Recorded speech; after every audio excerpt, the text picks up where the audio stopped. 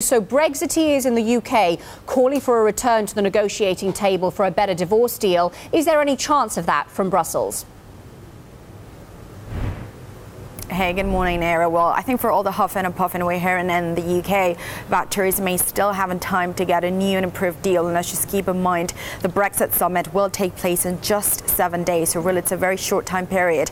When it comes to a European perspective, they really do think this has been agreed already. It took a year to get to this point. That is done, and the pillars of the exit bit of Brexit, if you will not change. Now, the focus in Brussels today will be on the future relationship, and that is what EU 27 ministers will be focusing on today. Now, this is a key document because it will really give us an insight as to what the future relationship between the UK post-Brexit and the European Union is going to look like. We think it's also going to give us really details on the transition period. Now, we are here in the European Union wants to really limit this to 2022. At this point, it's unclear really what the UK wants. And then, of course, it's that trade deal. We still don't know what it's going to look like, but a lot of it will guess from that future relationship. So the focus really in the European Union is onto the future. Really what's been agreed already has been agreed. Very little chance that it now gets to be redone, rehuffled and renegotiated, if you will.